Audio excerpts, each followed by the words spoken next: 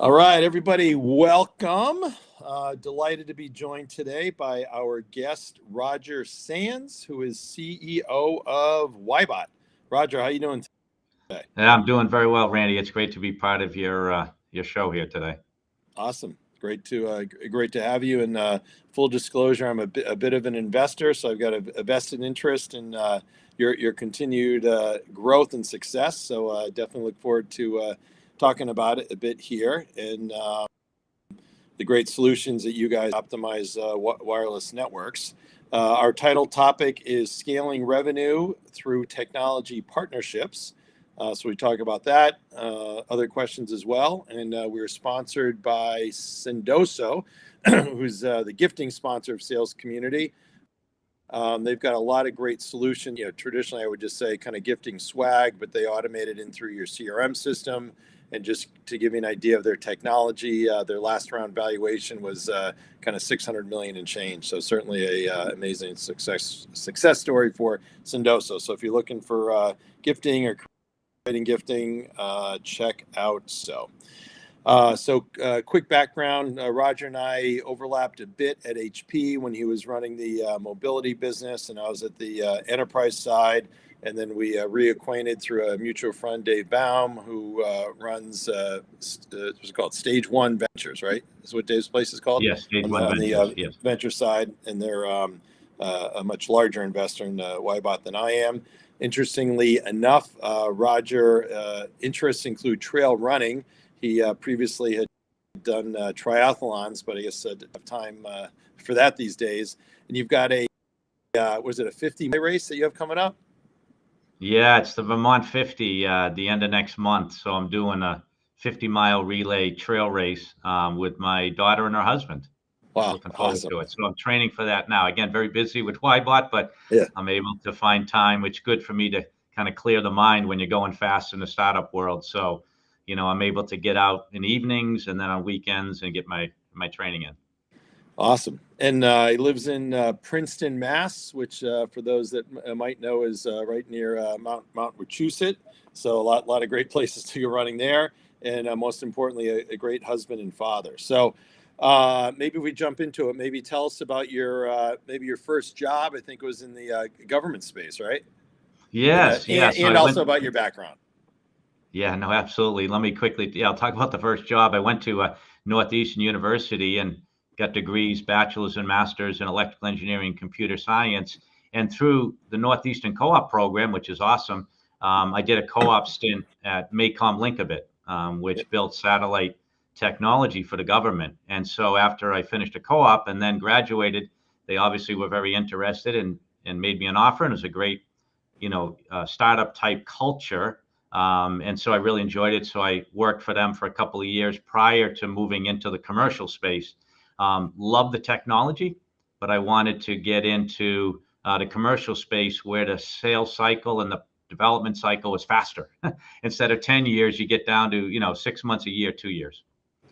A little bit about the background of Wyebot, Randy, you were asking. So I've been running high-tech business units for 25 years. I was an executive at a Wi-Fi startup company here in the Boston area, Clubris Networks, co-CEO. We sold that company to HP. That's how I joined HP. And then HP asked me to run their worldwide Wi-Fi business. So I did that for 7 years. Scaled it from number 6 market share to number 2. And in fact, going from number 3 to number 2, we drove the acquisition of Aruba Networks. Exciting acquisition, great team over there. It's been one of the best acquisitions for HP in a long time. And so that's been very rewarding.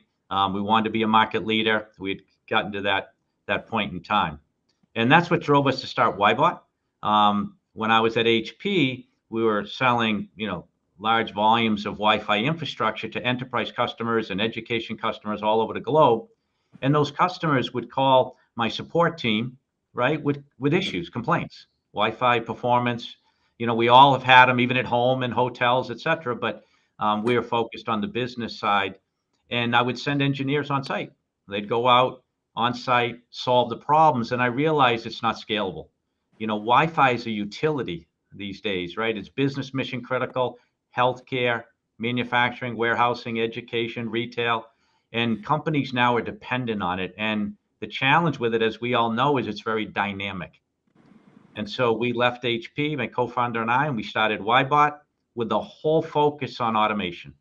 So we're changing the game here, Randy, in IT automation, where we're taking what has been a traditional manual reactive type solving performance issues on these business critical networks, and we're automating it with AI technology.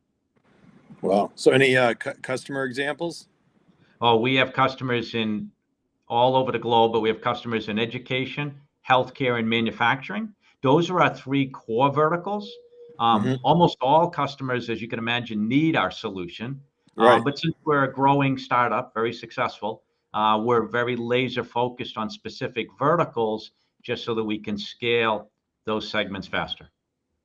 Any customer in particular you want to maybe acknowledge and explain how you're helping them? Yeah, well, I can't mention the name because it's confidential, but we're in a Fortune 150 automaker. They're rolling us out globally in all their manufacturing facilities, in their service centers. So, they're a name brand that we would all know, and it's exciting for us. And so that's just an example of, who leverages this type of solution. Again, business critical Wi-Fi, mission critical Wi-Fi, Yeah. and automatically identifying performance issues and providing actionable items to solve them. So we've taken what was again, manual process with going on site and traveling. Of course, COVID has made it more challenging with travel. Yeah. And now it's all automated. So IT gets these alerts and they know exactly what actions they need to take to solve mobile enterprise performance issues. Oh, that's great. So who do you sell to? Kind of what, decision maker type titles? Yeah, the primary target for us is CIOs and IT directors, right? So individuals that are responsible for the day-to-day operation of these networks, right? And that's our focus. That's who we target. It's an innovative solution, and when they see it, they get very, very excited. We have a high conversion rate. We do trials, so we do free trials because we want them to experience this in their environment, right? So we'll do a free Yeah. trial. They get the technology, they put it in, and it's an eye opener because you got to think of where they've come from, right? They have great management tools today from the leading networking companies. They have switches and APs and all the infrastructure equipment. But when they see automation in action, right, where it's, again, automatically detecting in real time performance related issues, it's a game changer for them. And we're the leader in this space, and we've been growing very fast. But IT folks are where we focus. Oh, that's great. And what's the competitive landscape like? Yeah, there are a couple of competitors out there, obviously, and we keep close tabs of them. HP, my previous company, since I left, they acquired some technology in this space. So they have IoT sensor technology in this Yeah. area. And then there's another company called Seven Signal, a technology startup that also has an IoT sensor focused on improving Wi-Fi performance. Now, the good news is our solution is far superior because we focus on AI technology as opposed to just focused on, client Yep. testing. So we do very well from a competitive bake-off point of view. Oh, that's great. And I know you've been growing a lot, so you've been hiring a bunch on the sales side, right? Yeah, just in the last 18 months, Randy, we've gone from a half a dozen sales folks to 25. It's been an incredible run. We've been more than doubling each year our business right through the pandemic. If you think about it, right, we're talking the mobile enterprise, right? The mobile, and that means, critical systems for enterprise organizations, right? We're talking, again, healthcare, patient monitoring systems, right? Now they're mobile, they're on Wi-Fi. If you get into manufacturing, robots, right? And inventory management systems, again, running over these business critical Wi-Fi networks. Education, core vertical for us. E-learning, one-to-one computing, right? Within K through 12. And then you get into higher ed with dorm rooms and students. And so it's just become a utility, but it's complex. It really is. And so we've been very fortunate. We have a high-powered team, and we've been scaling. And like I said, we've grown to over 25 in the sales team just in the last 18 months. That's great. Now, are you still hiring on the sales side? We are. Yeah, we're hiring account execs in SLED and in enterprise. Oh, great. So, what would you tell a recruit in terms of why they should with work with you? Yeah, this is a very, very unique opportunity, and let me explain why. And you can appreciate this, Randy, because I know your background. Um, we're in a market creating segment, right? Let's think about that for a minute and pause, right? We're creating this whole new market around Wi-Fi automation, right? Leveraging this again AI technology, and so we get to create a market, and a market that's in huge demand. It's a multi-billion-dollar market today, right? If you look at the enterprise Wi-Fi installed base, right? It's a $40 billion market. I mean, we're all dependent on it, even in our home lives, right? And so Yeah, having a system that's creating a game changer technology, and we're the leader in this space, for individuals to come in and experience this type of growth, and both personally, and from a sales point of view, compensation wise, right? Being able to hit your accelerators. I mean, this is a very unique opportunity. Could be once in a uh, lifetime for a lot of people, to be honest with you. that's great. So, what would be your kind of home run goal as a kind of vision for the company if you look down the road? Kind of 3, 5 years. Yeah, 3 to 5 years, you want to be scaling this to hundreds of millions of dollars, right? We have a SaaS-based business model, right? It's a awesome model for both our customers and for Wyebot. And so we're in hyper growth, and we want to continue to drive that. That's what gets me excited, right? Is scaling businesses.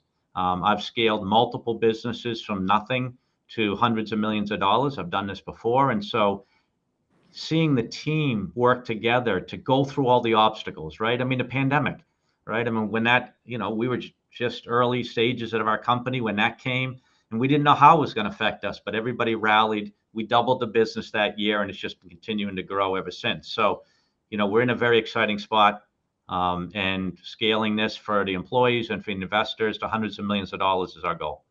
Amen. There you go. So, your title topic that you picked was scaling revenue technology partnerships. So, scaling revenue through these different types of partnerships. So, maybe start off with kind of identifying what some of the difference of partnerships are, and then some thoughts that come to mind. Absolutely. So if you look at again, I'm thinking of earlier stage, mid-stage companies, right, in their growth cycle.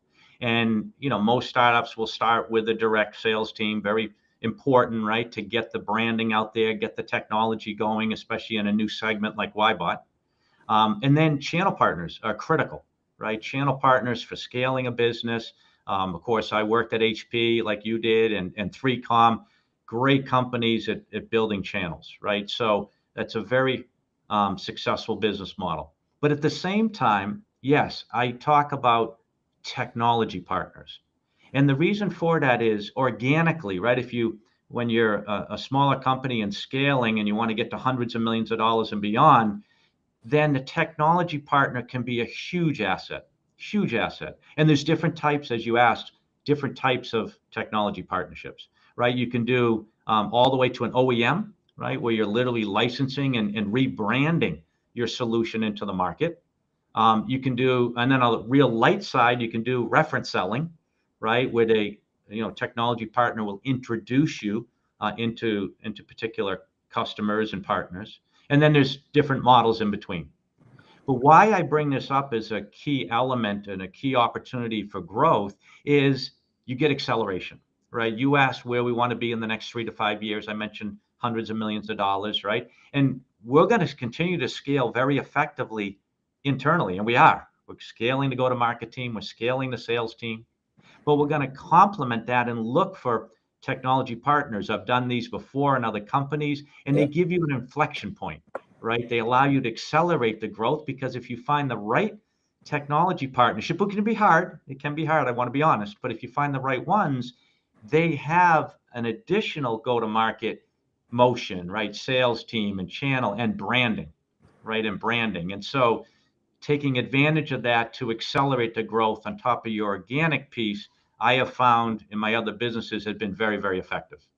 that's great. And thanks, Ernie, for asking our first question here. For those listening or watching, feel free to chime in with any questions or any comments. And we've got Tucker, as always, behind the scene helping out, making sure we get those pulled up. So Ernie Parsons asks, what percent of your business is direct? What percent's through the channel? And how do you balance the channel versus direct?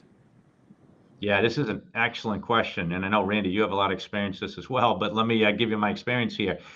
Number one, when we started out at Wyebot, we did all direct. And the reason for that is we're creating this new market segment, as I mentioned, Wi-Fi automation, IT automation. And so we have to build, the demand initially, meaning awareness, and get customers driving demand for the channel partners. If it was in a kind of known traditional business like switches or access points within the networking space, then you wouldn't have to do as much direct because the channel's already familiar with the solution, and you have to articulate the value, the differentiation that you're bringing to help them scale their business. But in our case, we're creating a new segment. And so we started with direct, very, very important. We built up this large customer installed base. And so now we're at an excellent point. We started last year. We got a channel manager, we got a channel partner program manager, and we're driving channel.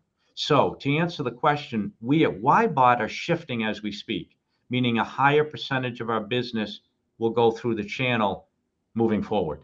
And that's what we want. And it's very, very powerful because it'll allow us to scale. And to minimize channel conflict, we reward the channel partners and our sales team. So we don't create, right? We won't create a channel conflict, meaning have our direct sales competing with the channel.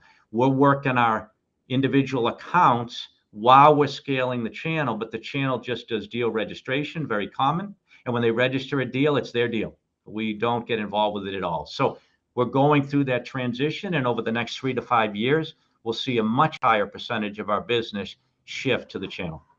Yeah. So certainly is a best practice to make sure usually I call it, comp neutral for the sales teams. So that way they get paid the same, whether it goes through the channel or they sell it direct. So that's the way that you do it. Yes, that's exactly what we do. Yeah, because I don't want it. We've been in the channel a long time. And if you want the channel to be effective, you cannot compete with them. You can't take deals away from them, obviously. So we comp the sales team the same way.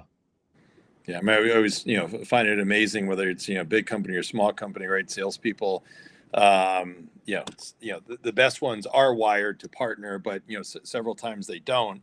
And it just, so much more effort, obviously, if you're running yourself versus, a partner that you trust that you can work with. And then there's the other side of it too, which is just say from a pre-sale or technical resources, they'll have sales teams over the years, sales reps. Oh, yeah. We need to have more, hire more SCs, hire more SC. Okay, great. How many you want? Well, 1 or 2. I'm like, 10 or 20. Like, great. It's called the channel. Go channel. They got resources. They're going to help, right? It's just crazy. Right. Just the way it's like a control thing or, kind of what it is there. So thanks for that, Ernie. Great answer. So Roy asks, how do you enable your partners to know how to value, not just the features at scale? So maybe start off with, if you're in the elevator for 20 seconds with the CFO at either a customer you have or one that you're selling to, kind of what is that value? What's that value message? Yeah. So for us, it's, the ROI is mean time to resolution, right? So you're talking to a CIO, they have business critical networks, and they need to have those uptime has to be 99.9%, right? In most environments. We're not talking the stock exchange in places where it's even higher, but we're talking high availability. And so our value at Wyebot is we ensure they have high availability, right? And high availability is the ROI. But the key thing to the question is, yes, partners do, for them to be successful, they do need to understand the value and what you're bringing, what problems you're solving and how you're bringing value to the end customer. So we do that with training, right? So we do constant training with all of our partners to educate them on the value. We're not just selling features. That's a hard way to go. And once they understand the value, like our sales team does, then they can be very, very successful. But it does require not only one-time training when you bring them on, but continuous, because you keep enhancing the solution, right? You're adding new features. And so we coordinate quarterly training sessions to focus on the value of the solution to the end customers. Oh, that's great. And Roy is with Spotlight, who's one of the value selling partners that we have with sales community. And Roy, I didn't realize ROI within his name as well. So I'm sure he has some fun with that. So Ernie and Roy, thanks so much for the questions. Again, anybody watching or listening, feel free to chime in with any other questions. We've got Roger Sands, the CEO of Wyebot, on. So in thinking about with the technology partnerships, any other things that come to mind? Yeah, there's a couple of things, right? And I mentioned earlier that they can be difficult and challenging. So you do have to be careful, right, in selecting technology partnerships. A lot of them don't work, right? I want to set that up front. A lot of them don't work. They have to be mutual beneficial, right? Probably stating the obvious here, but for both sides, right? It can't be one way. Everybody's got to be able to gain and scale with the technology partnership.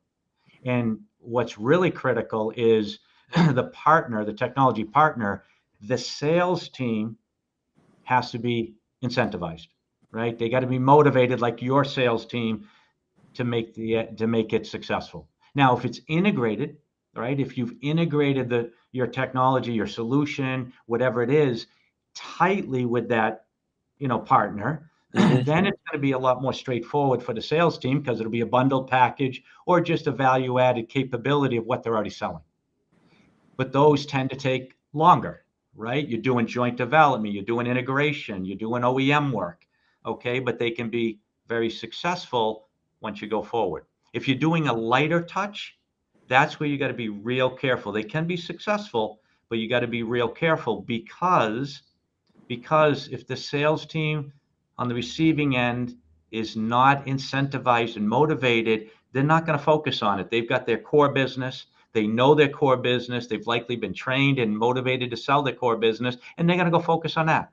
And this other new piece, okay, unless it really can drive substantial growth and hit their quotas, then they're probably not going to spend time on it. So there's a number of different variations from the light touch to the medium touch, which is not a full OEM, but maybe some technology integration, all the way to an OEM technology partnership.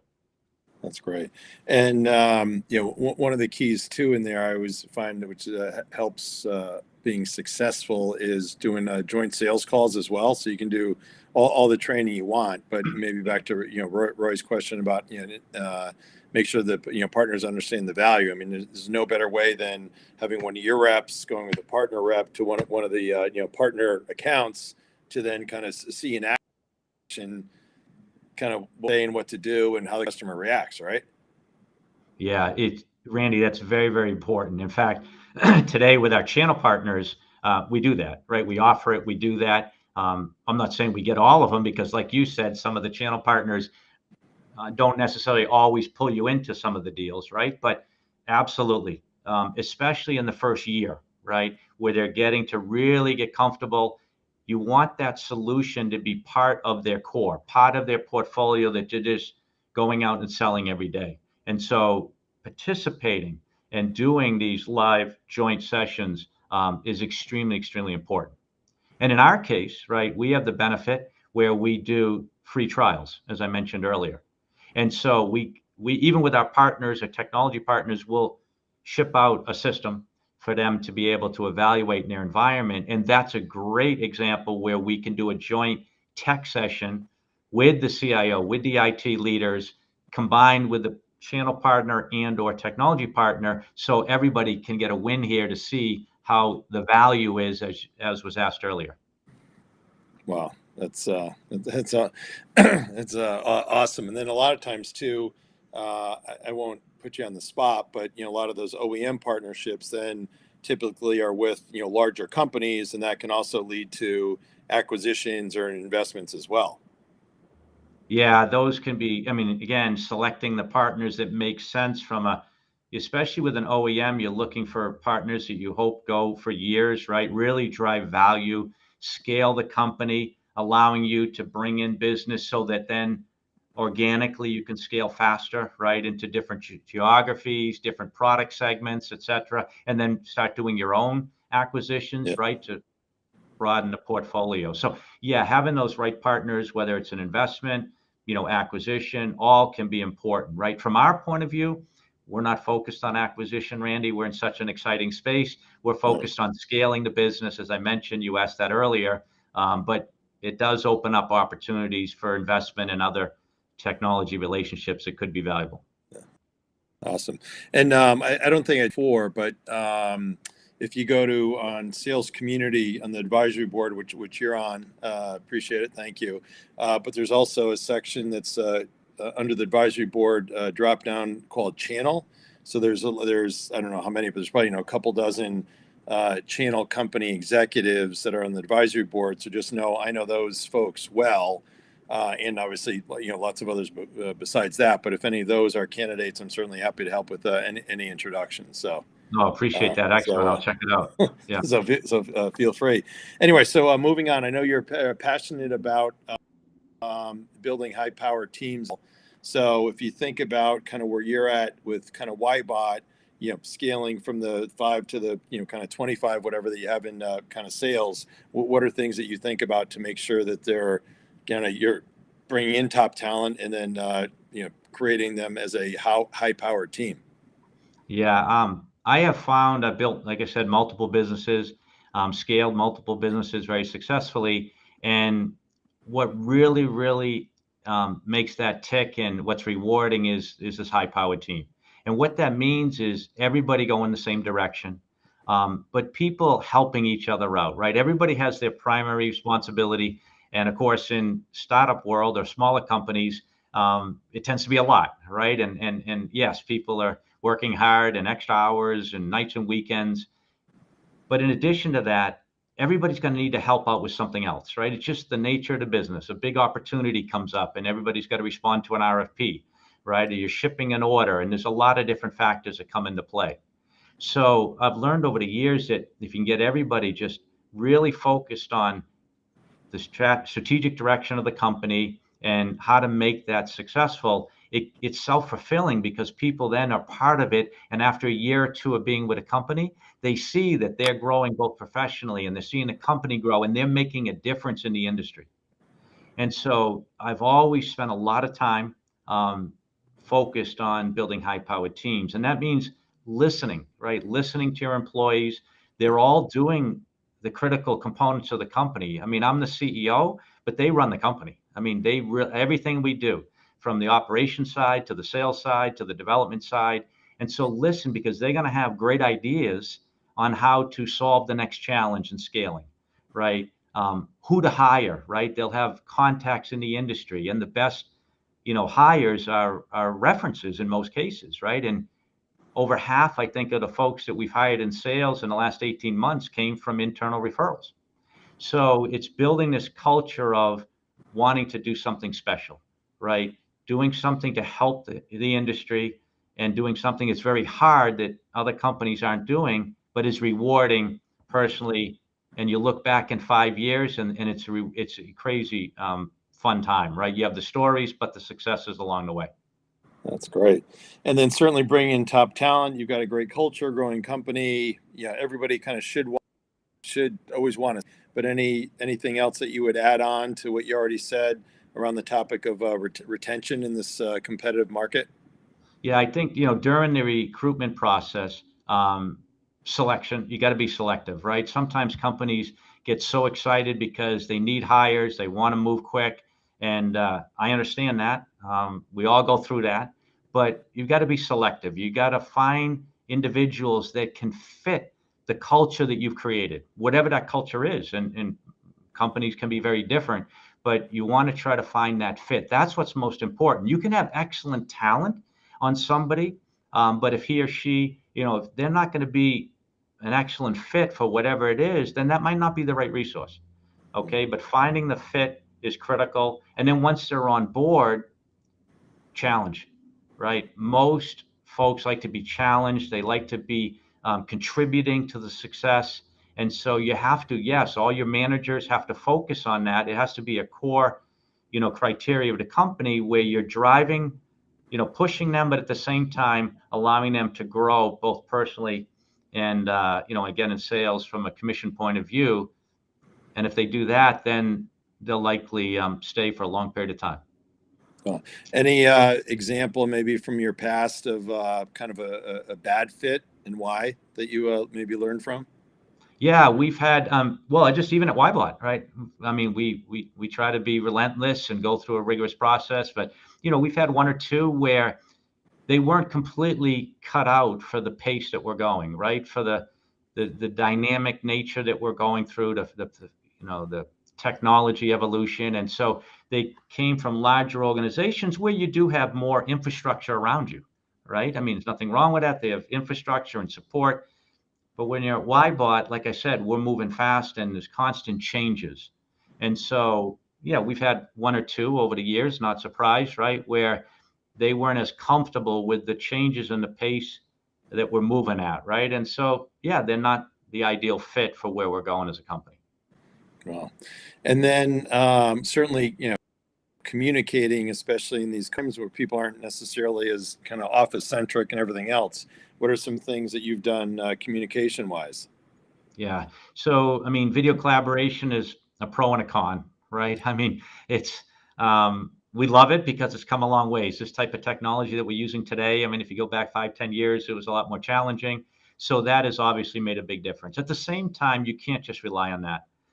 It's tendency is you can, right? Oh, just get on another video call. But a lot of individuals are tired of video calls, right? At some point in time, right? They only can take so many. So we have a number of remote employees. We support remote employees. It can be very effective.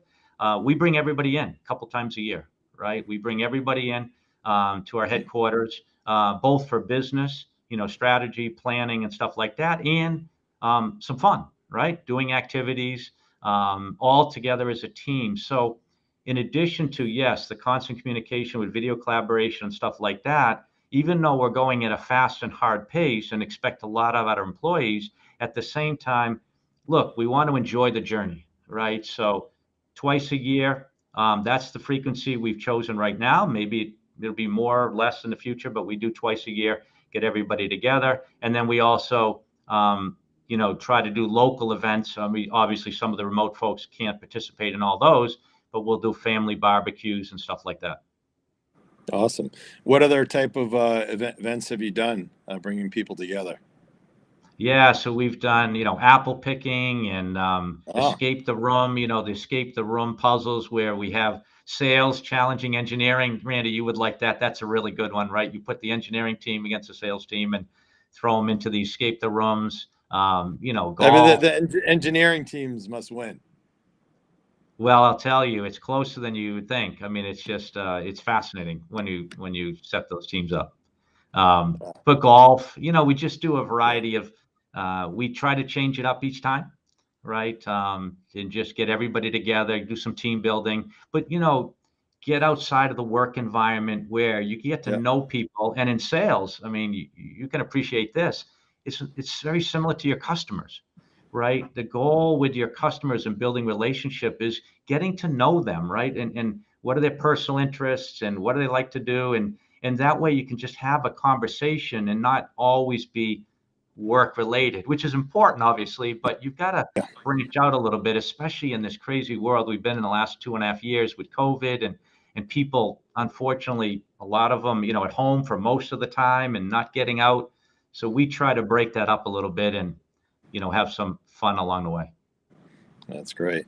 I do a uh, post on LinkedIn each week, which is old school, but and yeah, I'll usually get in debates with people about I'm again old school, but doing face-to-face sales calls versus these Zooms, and I think one of the downfalls of COVID is having a lot of sales teams, lack of better words, because of this, get lazy and not have that kind of urgency and desire to get their butts on the road, whether it's a car or plane, and have those face-to-face relationships and those face-to-face meetings, it's not just for the work, but as you said, to build a relationship around kind of some of those non-work areas, right? Yeah, grab a dinner, round of golf, whatever makes sense, right? And everybody is interested in having partnerships, and that's important, obviously. But getting to know, like you said, folks, and over a dinner can be awesome, right? Where you just unwind a little bit and have those conversations. So I totally agree with you. We go to a lot of technology conferences, and one of the reasons why we do that is, yes, I want the sales team, I want the executive team to get out there, right? Talk to the customers, meet the customers, just to see what their experience is, both work and non-work related. Yeah, that's great. What about kind of changing topic a little bit here is if you think about your past kind of sales leaders that you respect and why? Yeah, there's a couple of interesting ones that folks may or may not know, but they both were CEOs, but they came from a sales background. John Chambers at Cisco. Yep. And Randy, John Chambers, right? But he was very, very well known and respected in the industry with his sales expertise and his support of the sales organization. And I competed with Cisco for a good portion of my career, but did respected. The company was, a strong company, and John Chambers was a great leader, and he really set a very high standard for those that know him, worked with him, in terms of the sales culture and how to take care of your customers and listen to the customers. So John Chambers was one coming up through the networking career that I did over the last 30 years. He was one that had a lot of respect for, even though I didn't work for him, but I learned a lot competing against him. So you can learn a lot from your competitors. Another one, AJ, that's his name, and so it's going to sound interesting, AJ, but he was the CEO of Acton Technology. Now, Acton's a leading supplier of technology in Taiwan to a lot of the companies in the U.S. Cisco, Dell, HP, they're all getting technology from Acton. And so they're, $1 billion+ business, very successful. And he was incredible. I worked for him. I ran their U.S. operations for Acton for 3 years here when I built up their wireless business, the Wi-Fi business. And he was same thing, the culture and what he expected and how you take care of your customers and like you said, meet with the customers and go out to dinner and really get to know them to build a long-term partnership. And folks on my team here at Wyebot, and even before, they'll hear me. I'll use that word a lot, Randy, and maybe too much, but I'll use the word partnership because every customer to Wyebot, I want to be a partnership. We're not looking just to quickly sell some solution. I don't like that model. We're here to help them and build a long-term partnership. So AJ, CEO of Acton, John Chambers, CEO of Cisco, were just two pioneers in the industry in the technology networking space that set a very high standard and culture. And I learned a lot from both of them. One I worked for and the other I competed against. Yeah, we had on a few weeks ago Frank Palumbo, who was a longtime Cisco exec in CRO Pensando, who recently got sold to AMD, I believe it was. And Chambers was a big investor, and he's got all kinds of stories. Obviously, he's very hands-on at Cisco, but kind of just really hands-on, just helping sales calls, relationships. And one of the takeaways I've gotten from John over the years is he's amazing. If you've seen him present, he'll kind of walk around with the crowd. So if you're in the crowd, you're paying attention because he could be cold calling me any second. To kind of trick, learn from him. To see him, work the room. It's just, just amazing, and obviously so many great attributes. And incredible. Don't know AJ. So if you put your kind of sales hat on here, what do you think about kind of sales? Any kind of predictions that you might make? How you see things evolving? Yeah, one thing that's really changed, and you touched on it just a minute ago, that we all have to deal with, right? When I say deal with, we have to manage it and figure out how to optimize it. And that is, there used to be a lot of face-to-face relationships, right? Like you said, meeting customers, flying out to a customer and having dinner and meeting the leadership team in person. And COVID, of course, understandably, stopped almost all of that, right, for the most part. And so what's happened is a lot of that has not come back. And you were talking about that because people are so comfortable and used to Zoom and it's convenient. I just pop it up and I go. And so I think the key thing here for not only Wyebot, but for CEOs and sales leaders around the globe is the balance, right? Now, how do we balance the leveraging the technology, right? Because, of course, if you're always traveling continuously, right, there's a lot of time spent on that, right? The travel time, the expense associated with it. So there's a balance here where I don't think it makes sense to be traveling everywhere all the time, but also relying on video conferencing all the time is not the right solution either. So I think Randy coming up with playbooks and strategies and solving this balance of leveraging the technology to optimize, but at the same time not using it as a crutch where that's the only way to go and you're not building some of the core partnerships that you need to be highly successful. Yeah, great. Very, very, very well said. So maybe why don't we end it on that note? So it's been fantastic having Roger Sands, CEO of Wyebot, on, sponsored to you, or it's brought to you by us, and always sales community. Tucker, maybe you want to pull up our link. But if you go to the salescommunity.com site, we have a free year special going. You can see it says summer free. And next week, we're going to be episode 91. Chris Bowen, who is CRO of Hammerspace, and his topic is going to be building a startup sales org. So always will be a great topic, and Tucker just put that on there. So thanks, Tucker. So everybody, hope you have a great day, great week. Feel free to spread the word on this great podcast with Roger. So thanks, Roger. Randy, thank you very much. It was a pleasure to be on it. I wanted to echo, your whole forum here, the sales community. It's an excellent resource. So for those that may be new to it, I encourage you to check it out. Get in touch with Randy and the team. There's a lot of great services and capabilities. He's got tremendous amount of sales. Since he was on this podcast, I didn't mention it because I know Randy and how well he's done in sales over his career, and obviously is a leader in this space and an expert. So I encourage folks to take advantage of the sales community. And then for those that, if there's any interest, or if you know of anybody that's looking for optimizing Wi-Fi and saving ROI, reach out, www.wyebot.com. And as I mentioned, we do free trials, no obligation. And so customers can check it out. And it's a game changer and will help organizations streamline their operations. Perfect. All right. Sounds great. All right. Tucker, over and out.